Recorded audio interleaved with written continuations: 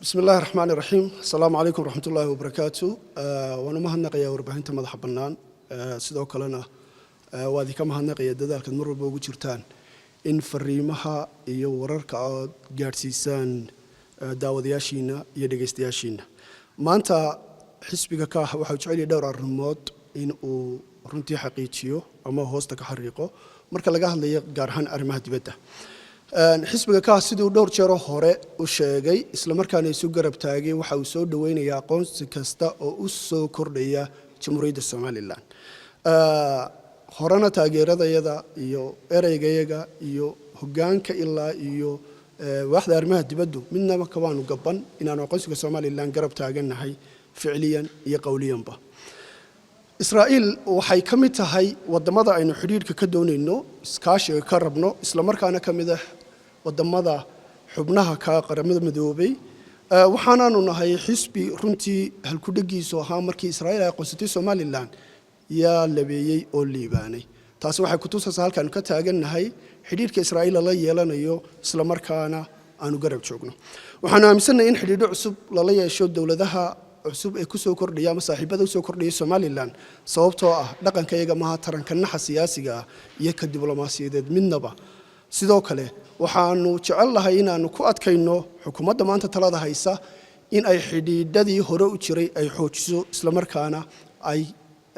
si amba qaado halkii ay ugu timid walow aanay taasi dhicin waxaase muhiim ah aan jecelahay maanta daawadayaasha iyo guud ahaan shacabka jamhuuriyadda Soomaaliland aanu xaqiijiyo in xisbiga ka aanu marnaba aqbalaynin hoostana ka xariiqaya in arrimaha aqoonsiraadinta la dul saaro oo lagu qariyo arrimaha masiiriga ee jamhuuriyadda Soomaaliland dalkeenna waxa dhaqan iyo sharciba waxa in xisbiyada mucaaridka ah golayaasha kale ee qaranku ay qayb ka yihiin geedi socodka arrimaha masiiriga ah taasi oo aan maanta ka muuqan xukuumadda maanta talada haysa mar maaha oo laba maaha oo saddex maaha inta xisbiga ka madaxweynaha jamhuuriyadda Soomaaliland uu kala hadlay in heshiisyada la gelayo iyo xidhiidhada intii ka khusaysa laga talageliyo cidda daneeyaasha siyaasiga ah ee Soomaaliland ka mid ah hay'adaheeda hasaatee madaxweynuhu waxa uu xisbiga ka sheegay inaanu jirin heshiis imika diyaar ah taa beddelkeedana waxa lagu baraarugay inuu safar ugu baxay isla markaana madaxweynuhu heshiisiyo ku kooban xukuumadda uu soo galay Soomaalidu waxa ku maahmaahdaa xagala geel wax guntiga lagu qaado ka weyn dhinac kalena waxa la yiraahdaa wax la qariyo qurun baa ku jiray xisbiyada mucaaridka ah iyo hay'adaha kale khusayso in arrimaha masiiriga meel madow laga galo oo miis hoostii lagu dhameeyo waa arrin aanu ka digano isla markaana aanu cawaaqibkeeda runtii ka waaninayno xukuumadda xisbiga ka marnaba madaxweynaha iyo xukuumadda talada hayso kuma haysto shaqadii loo doortay ee ahayd fulinta hasaatee talamarorsiga arrimaha masiiriga ah maaha marnaba mid ay qeyl ugu helayso arrimaha aqoonsiraadinta iyo Israa'iil oo ina aqoonsatay taasoo meesha ka saaraysa habdhaqankii Soomaaliland 35 sano ay ku soo caanamaashay ee ay nabadda dimuqraadiyadda kala dambeynta iyo dawladnimada ay ku heshay wata maanta uu kursiga ku fadhiyo Cabdiraxmaan Maxamed Cabdullaahi madaxweynaha qaranku madaxweynuhu waxa uu yidhi qodobada heshiiskaasi aanu soo galay oo kooban waanu keenanaa nin baa la yidhi magacaa markaasuu yidhi looge markaasuu yidhi loogow lagaaga fadhiya madaxweynaha waxa looga fadhiyaa heshiisyadu soo galay oo dhammaystiran isla markaana aan ku koobnayn heshiisyo qodoba oo kooban arrimahaas waxay taabanayaan arrimaha masiiriga amniga waxay taabanayaan arrimaha masiiriga ee bulshada soo socodka xidhiidhada kale dunida iyo kuwa Soomaaliland inta badan ku taamaysay waxaan u baahanahay oo xukuumadda maanta talada haysa laga rabaa wax ka badan oo ka gundheer oo ka faahfaahsan markii u horeysay baa la aqoonsaday taa cidima diidana cidina iskuma hayso waxaase laga digayaa oo aanu jecelahay inaanu mar kale xaqiijino inaanu diyaar u ahayn inaanu daawanno xukuumadda maanta talada haysa inay meel madow la gasho masiirka ummadda arrimahaas aan jecelahay inaanu xaqiijino oo aanu dadweynaha iyaga u sheegno halkan ka taagnay la wadaagno isma saarna aqoonsiga dalka u soo kordhaya taranka naxmalihin waxaase dhinaca kale aanu ka diganaa arrimaha mugdiga iyo madowga lala gelayo ee la rabo in lagu mashquuliyo dadkana aqoonsiga iyo imaashihiisa aad iyo aad baa u mahadsantihiin wixii su'aalaha diyaar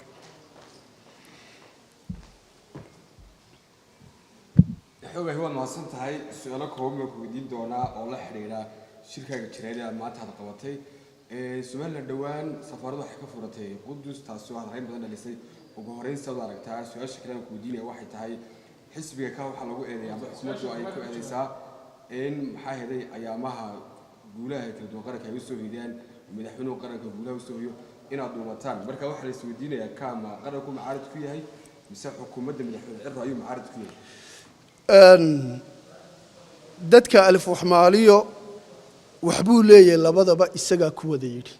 xukuumaddeena talada haysa ayadaa tiri cidii jihaad doonaysa qasaha ka jihaadanto oo ha u dagaal tagto oo halkaas uu jihaad ka jiraayo ha tago maantana iyaga wax kala leh labada goor taasina waxay tilmaamaysaa un jaha wareerka iyo dawiyagooga siyaasadda arrimaha dibadda ee dalkeena maanta haysta taasoo la rabo in lagu hadoodilo aragtiyaha warbaahinta lagu celcelinayo arrintaas khusaysa waxaan se jeclahay aan kaaga jawaabiyo waxaan se jeclahay inaanu cadayno arrinta safaaradda laga furay Qudus waa arrin ka soo horjeeda asbaabtu madaxweynaha qaranku maanta talada ku fadhiyo oo muxuu ku fadhiyaa dastuurka qaranka Jamhuuriyadda Soomaaliland qodobkiisa 10aad faqradiisa 3aad iyo faqradiisa 2aad waxay ka horjeedaan arrintaasi madaxweynuhu uu ku dhaqaaqay sidoo kale waxay ka horjeedaa shuruucda caalamiga ee qaramada midoobay sababtoo ah adigoo banaan degi kara maxaa buur ku saaraya oo waxyaabahan jecelnayna xukuumaddu dadka u iftiimiso ee aan hoosta ka xariiqana waxa weeyaan haddii shuruudaha heshiiska la galay ee miiska hoostiisa lala galay ay ku jireen in Qudus laga furo waxaan leenahay waa mid taabanaysa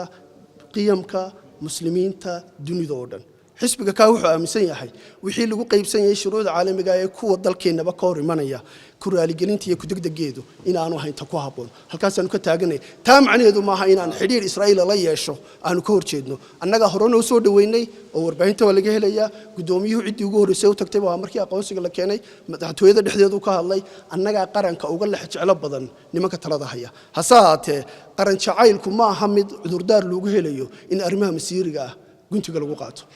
way